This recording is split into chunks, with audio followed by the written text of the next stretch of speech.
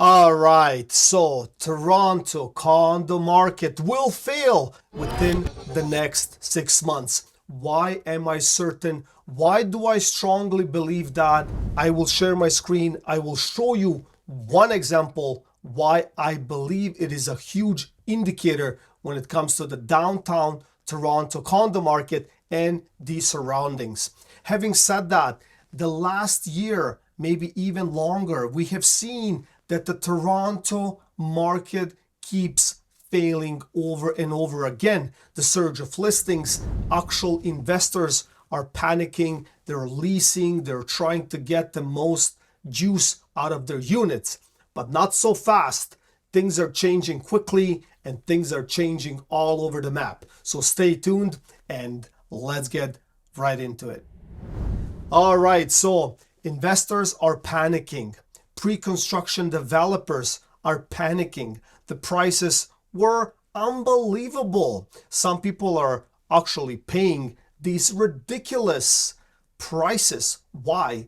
Because of the demand. Simply said, the demand is trying and it was pushing the actual market. Also, builders and developers saw the actual opportunity. They saw the opportunity to actually bump up the prices and all of that stuff. So everything was happening at the same time, including fear of missing out when it comes to the consumers. Now, when I show you my screen, and I have had many videos on my channel that I was actually personally also concerned looking at the data, and I have made videos and I talked about pre-construction. I talked about condo market long time ago, and for most and even in the comments I saw that people were not so concerned about it, right? Like we have seen that even the interest rates started feathering off and all of that stuff, and we had those kind of indicators, and the comments were not as how am I gonna say concerning when it came at least to my YouTube videos. But now as time keeps moving and we're adding more fuel to the fire, right? So there's more than 40,000 units that will close within the next year and the following year, like 2025 and 2026, which brings me exactly to this point what I'm about to show you. And I know that these investors and people that were betting on these condos in downtown will have a hard time. So why do I believe that? Obviously, carrying costs, being able to lease this unit. One big thing, obviously, with investors and with owners, like if your unit is vacant and if it's empty, there's really no money coming in, and you have to pay out of your pocket. Nobody likes that. So let me share my screen with you quickly here, and let me show you exactly what I mean by this phenomenon. So as you can see, the map of Toronto, we will zoom in. I took this case only one particular building. So, and we'll talk about this building. I have some details about this particular building. Nothing wrong with the building. The building is phenomenal. To me, structurally, looks good. Color, debatable. Some people like it darker, some people like it lighter. I don't think it really makes a difference, to be honest with you. Just by looking at the structure on its own, it's nice and square. So probably the interior units are phenomenal, right? Like because the square floor plan is the one that you want to look at, right? Like none of those zigzag floor plans or those egg looking one. You can put nothing in those units anyway. So getting back to this particular building, I mean, it's beautiful, 20 stories, nice, decent, definitely decent design, interior, exterior, and the location on itself is not bad as well. Now, the number of units, I want you to remember this, 309. So we're going to write it down. So there's this particular building has 309 units. All right. So now when we get back to the actual data here, we can see that this particular building is by University, north of Dundas. That's the Northwest Pocket. Phenomenal. Check this out. 98 units for lease. 98 units. So imagine this for 1 second. That's a huge number. Now let's get into the data. If we sort it out, we start with the big units, 3 bedrooms, 2 bathrooms, 1,000 square feet. It has already had a price reduction of $1,000, 27 days on the market. Next to it, again, higher unit, 1111, same building, 4,200, 20 days on the market. So how can these two compete? Think about it for a second. Same square footage, right? Same square footage. This one has a higher floor plan, higher height. It's 11th floor. This one is on the 7th floor. Now, it is debatable. I get it. Like once you get into the actual unit and the actual building, you know, the view, angles, and all of that stuff can make a decision. But we have 98 units available. That's a lot.